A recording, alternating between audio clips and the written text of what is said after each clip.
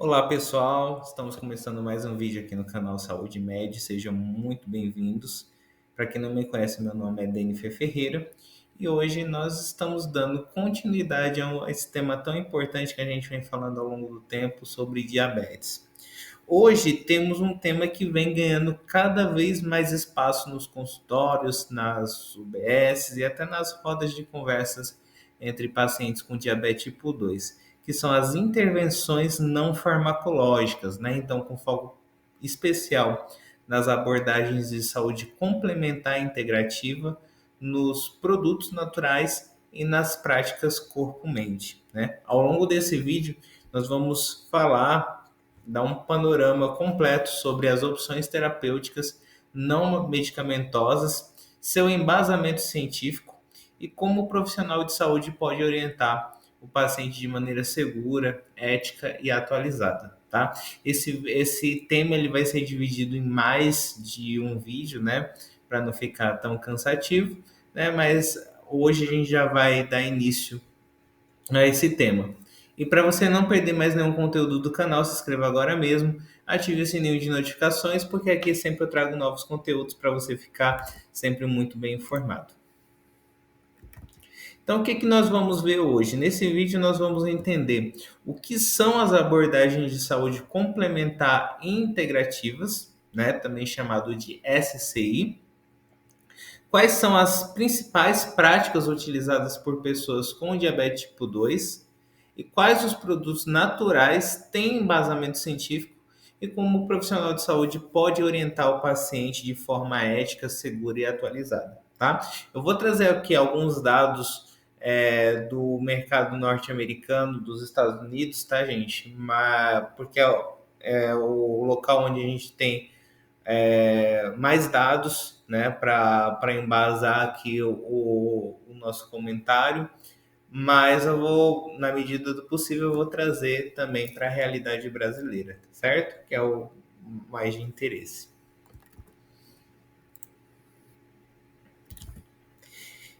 Para começar, é importante nós entendermos a terminologia segundo o Centro Nacional de Saúde Complementar e Integrativa, lá dos Estados Unidos. E aí nós temos as seguintes definições. Medicina alternativa, né? Qual que é a definição dela? É a prática não convencional usada no lugar da medicina tradicional. A gente tem a medicina complementar, que é usada junto com a medicina tradicional, a saúde integrativa, que combina práticas convencionais com complementares de forma coordenada e baseada em evidências, e os produtos naturais, que englobam ervas, vitaminas, minerais, probióticos e outros suplementos. Aqui no Brasil, a Política Nacional de Práticas Integrativas e Complementares, instituída pelo Ministério da Saúde em 2006, reconhece mais de 30 práticas integrativas no SUS, como acupuntura, fitoterapia, yoga, meditação, entre outras. E aí, quando a gente fala de classificação por intervenção, né, as abordagens de saúde complementar e integrativa, ela pode ser classificada de acordo com o tipo de intervenção principal, né? Então, a gente tem alguns tipos de intervenção. A nutricional, que é através de dietas específicas, fitoterápicos, suplementos, probióticos. A intervenção psicológica, que através do mindfulness, as técnicas de redução do estresse. A gente tem as intervenções físicas, como a quiropraxia, a massoterapia, a fisioterapia, e a gente tem as intervenções com combinações, que envolvem yoga, tai chi, a dança terapia, a arte terapia, a alimentação consciente, né? Essas categorias, elas ajudam, mas podem se sobrepor. Então, por isso, é proposto uma divisão em 5 domínios principais mais abrangentes e precisa, que é o que a gente vai ver aqui agora, né? Então, quais são os 5 domínios da ciência integrativa, né? A gente tem a primeira, que é as terapias biológicas, né? Que é através de vitaminas, minerais, plantas medicinais, suplementos naturais. As intervenções corpo-mente, como, por exemplo, a meditação, a respiração, a hipnose, o biofeedback, a yoga, o Qigong, né? A terapia com arte, a espiritualidade. A gente tem os métodos manipulativos e corporais, como a quiropraxia, a osteopatia, fisioterapia, a massoterapia. A gente tem os sistemas médicos tradicionais, como a medicina chinesa, a Ayurveda, a homeopatia, a naturopatia, a medicina africana tradicional, enfim. E a gente tem as terapias energéticas, como a acupuntura, o reiki, o toque terapêutico e a bioenergia, certo? E aí, né, como é que a gente aplica, né, isso na prática, na prática clínica e algumas orientações profissionais, né? Então, muitos pacientes com diabetes tipo 2, né, aqui no Brasil mesmo, eles utilizam muitos chás, plantas medicinais, práticas alternativas. Então, como profissionais de saúde, nós devemos estar atento, principalmente a três pontos, né? O primeiro ponto é a evidência científica. Então, nem todo produto é seguro ou eficaz. Por exemplo, a babosa, né? Que é o conhecido aloe vera, a berberina, né? A canela, ela tem estudos promissores no controle glicêmico, inclusive, né? Nos próximos vídeos nós vamos falar sobre elas, mas eles devem ser usados com cautela e acompanhamento, tá certo? O segundo ponto que a gente precisa estar atento, o risco de interação medicamentosa. Então, fitoterápicos, eles podem interagir com hipoglicemiantes orais e insulina. Então, por isso, o uso ele deve ser informado lá no prontuário e avaliado por um profissional capacitado. E terceiro ponto, né, que a gente precisa estar atento, é a regulação sanitária do país, né, no caso do Brasil. No Brasil, os fitoterápicos eles são regulamentados pela Anvisa, né? Então tem a RDC 26 de 2014 e a RDC 14 de 2010, né? Que fazem essa regulamentação. Os suplementos já eles não podem conter alegações terapêuticas e devem seguir os critérios da norma, né, da norma ali da instrução normativa número 28 de 2018, ali pela regularização de ingredientes, certo? E aí, o papel do profissional de saúde, né? Então, cabe a nós, profissionais de saúde, acolher as dúvidas do paciente e, sempre que possível, oferecer informações baseadas em evidências, né? Algumas práticas podem trazer benefícios reais quando utilizadas de forma complementar, como a yoga, né, ali para redução do estresse, a alimentação consciente para melhora da adesão ali ao plano alimentar, né? Então, o profissional também pode encaminhar ali para equipes multidisciplinares e orientar o paciente a buscar locais reconhecidos ali pelo SUS ou por conselhos profissionais. E aí, falando sobre um tema fundamental ali para quem atua com fitoterapia, com nutrição na farmácia, na atenção primária, saúde, né? Que é a regulamentação dos suplementos alimentares e produtos naturais. Então, como eu falei, a gente vai trazer algumas coisas aqui do que é regulamentação nos Estados Unidos, porque tem muitas coisas que aqui na nossa regulamentação que é inspirada, né, na regulamentação de lá, né? Então, vamos entender um pouco como são regulados lá nos Estados Unidos e principalmente qual o panorama atual aqui da legislação brasileira, né? Então, lá nos Estados Unidos, a regulação dos suplementos alimentares ela mudou lá em 1994 com a aprovação da Lei de Saúde e Educação sobre suplementos dietéticos, né? Essa lei ela criou uma nova categoria legal para suplementos, separando dos medicamentos e alimentos convencionais, né? E produtos como vitaminas, minerais, ervas, probióticos, elas passaram a ser reguladas como alimentos, né? Com menores exigência quanto à comprovação de eficácia ou segurança. Isso significa que lá nos Estados Unidos o fabricante ele não precisa provar que o suplemento ele funciona antes de colocá-lo no mercado, né? Mas ele deve garantir que ele seja seguro e rotulado corretamente, né? E aí como é que a rotulagem é obrigatória lá, né? E aí, inclusive, a gente vê muito dessas coisas bem parecidas aqui no Brasil. Lá nos Estados Unidos, os suplementos alimentares eles devem seguir um padrão de rotulagem estabelecida pela FDA, bem parecida com o que a gente tem aqui pela Anvisa, né? Então, o rótulo ele precisa incluir o nome do produto, né? Ele precisa ter a palavra suplemento, né? A quantidade líquida, o nome e endereço da empresa, as instruções de uso, o painel nutricional ali com ingredientes e valor diário, né, também conhecido como tabela nutricional, e os ingredientes não dietéticos, como corantes, conservantes, recipientes, enfim.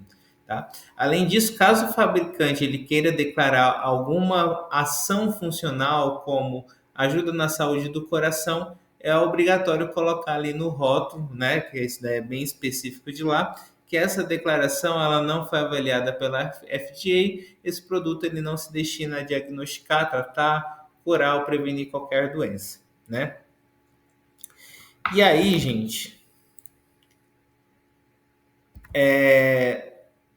a gente fala dos riscos e efeitos adversos, né? Então, apesar das regulamentações, a segurança dos suplementos é uma preocupação constante, né? A lei americana ela exige a notificação obrigatória de efeitos adversos graves, né? Ainda assim, em muitos casos eles não são reportados, né?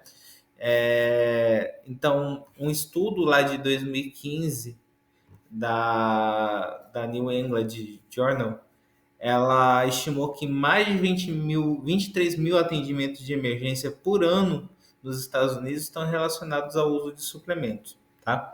Entre 2006 e 2012, metade dos recolhimentos dos produtos classe 1, que é os mais graves, ali feitos pela FDA, foram de suplementos alimentares. Né? E aí, como é que funciona aqui no Brasil? Né?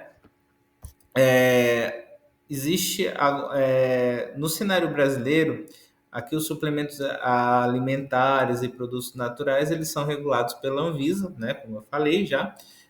A principal norma é a RDC 243 de 2018, que estabelece ali as boas práticas de fabricação e os critérios para comercialização desses produtos. Então, de acordo com a Anvisa, suplementos alimentares eles não podem conter alegações terapêuticas, tá? Se tem alegação terapêutica, está não é autorizado pela Anvisa, né? E portanto não é recomendado a utilização, né? E o que mais a gente vê é exatamente esses tipos de suplementos que prometem tem alegações ali terapêuticas, né?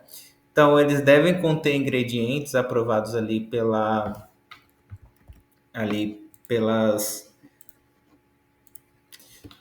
instrução normativa, né?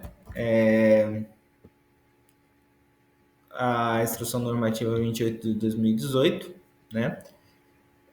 Os fitoterápicos eles são classificados separadamente, né, dos suplementos alimentares e eles seguem ali a RDC 26 de 2014 e a RDC 14 de 2010, tá?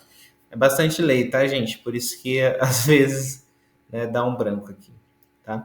Além disso, é obrigatório ali a presença de advertências no rótulo, como esse produto ele não é um medicamento, não exceder a recomendação diária de consumo indicado na embalagem, manter fora do alcance das crianças, né? Isso daí a gente vê isso bem comumente nos seus suplementos, nos fitoterápicos, certo?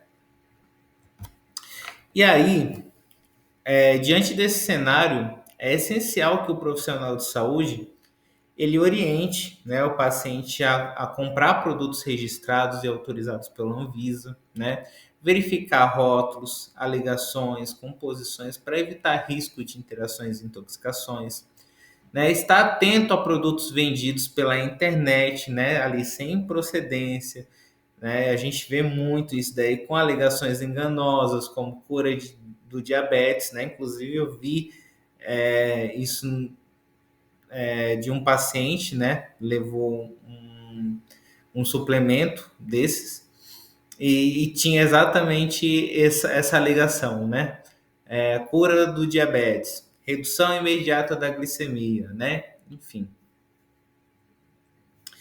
É bem importante lembrar, gente, o simples fato de um produto ele ser natural, ele não significa que ele seja seguro, né? Toda substância biologicamente ativa, ela pode sim ter efeitos adversos. E aí, né, falando sobre os suplementos alimentares, né, baseado ali no mercado americano, ali com foco especial ali nos pacientes com diabetes, nós vamos entender que esses dados eles podem inspirar cuidados mais seguros e eficazes aqui no Brasil, né? Então, quando a gente olha o comportamento de consumo de suplementos alimentares nos Estados Unidos, de acordo com o Conselho de Responsabilidade Nutricional, os norte-americanos eles gastam cerca de 35 bilhões de dólares por ano com suplementos alimentares, né? É um mercado que só cresce. Estima-se que 74% dos adultos nos Estados Unidos utilizam algum tipo de suplemento regularmente, né? Os produtos mais populares incluem multivitamínicos, vitamina C, vitamina D, complexo B, ômega 3, óleo de peixe, o cálcio, probiótico, chá verde, suplementos de proteínas como whey protein, bebidas energéticas e barras proteicas e por aí vai. Né? Eles compram esses produtos principalmente nas farmácias, né? E grandes redes de varejo. E aí, existem algumas motivações para o uso de suplementos, né? As principais razões alegadas pelos consumidores estão ali a promoção da saúde geral e do bem-estar, o preenchimento de lacunas nutricionais, saúde cardiovascular e imunológica, a prevenção de doenças, o aumento da energia, da saúde óssea e articular, o envelhecimento saudável, né? Ou seja, mesmo em um país com alta oferta de alimentos industrializados e serviços médicos, muitos recorrem ali aos suplementos como forma de autocuidado.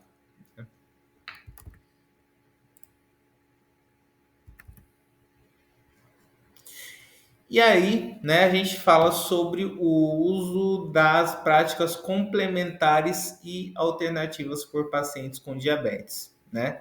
Que aqui é um dos focos principais, né, sobre esse assunto. Uma meta-análise global publicada lá em 2021 revelou que 51% dos pacientes com diabetes utiliza algum tipo de abordagem complementar, né? A maior prevalência ela foi observada na Europa, né, com destaque para a França, onde 76% dos pacientes com diabetes fazem uso de abordagem complementar. Nos Estados Unidos a taxa é menor, mas ainda é bem relevante, né? 45% dos pacientes. E as principais razões e práticas nos Estados Unidos, né? Os motivos mais relatados para o uso da abordagem complementar por pessoas com diabetes são o bem-estar geral, né? Que está ali em torno de 28%, tratamento do diabetes em torno de 15% e ambos os motivos em torno de 57%. E quais são as práticas mais utilizadas? Primeiro, a terapia com ervas medicinais está ali no topo com 56,7%. A quiropraxia com 25,3% e a massoterapia com 20,2%.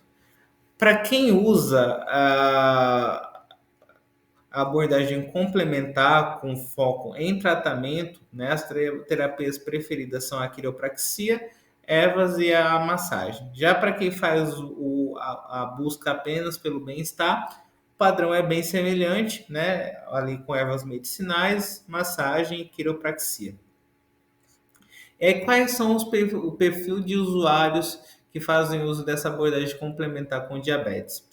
Nos Estados Unidos, o grupo com maior tendência a utilizar as práticas complementares são pessoas brancas não hispânicas, indivíduos com maior nível educacional e pessoas empregadas, né? Esse perfil indica que o uso dessas abordagens complementares não é limitado à população vulneráveis, né? Mas muitas vezes ali parte de uma busca ativa por autonomia no cuidado com a saúde, né?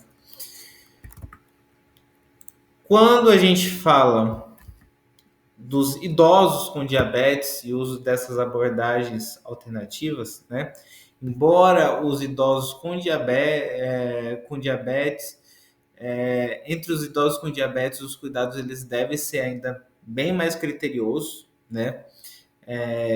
Um em cada 4 idosos norte-americanos com diabetes utiliza alguma forma de medicina complementar ou integrativa, né? Dos que utilizam, 62% usam ervas medicinais, 23% fazem uso de quiropraxia, 14,7% recebem massoterapia, 10% utiliza acupuntura e 5,2% praticam yoga, né? E aí é importante lembrar, gente, idosos eles tendem a fazer uso de múltiplos medicamentos e apresentar diversas comorbidades. Então isso aumenta o risco de interações e efeitos adversos, tá? E aí quando a gente traz para nossa prática, né, no Brasil, nós vemos um crescente interesse também em suplementos, em ervas medicinais, em práticas como yoga, como meditação, como fitoterapia. Então, por isso é essencial perguntar ativamente sobre o uso de produtos naturais e práticas integrativas, registrar no prontuário, considerar possíveis interações, orientar com base em evidências e dentro da legislação da Anvisa, tá? Como profissionais a gente precisa seguir essas regras, né? Isso se aplica tanto à unidade de atenção básica, né, ali nas UBSs, quanto também nos consultórios privados, tá certo? E com isso nós finalizamos esse vídeo. Se você gostou, deixe o seu like. Lembrando vocês também que temos outros vídeos disponíveis no canal que estão organizados em playlist para que você possa acessar com mais facilidade os conteúdos. Se tiver alguma dúvida, pode deixar aqui nos comentários que na medida do possível estarei respondendo. Na semana que vem nós vamos continuar falando sobre esse assunto, né? Principalmente falando sobre algumas ervas medicinais que que se falam aí sobre a questão do uso, né, no diabetes, e a gente vai analisar uma a uma, mostrando o que a gente tem de dados clínicos, o que a gente tem de dados científicos, as evidências, e se vale a pena ou não utilizar, tá certo? Então, até semana que vem, um grande abraço a todos e até mais. Tchau, tchau.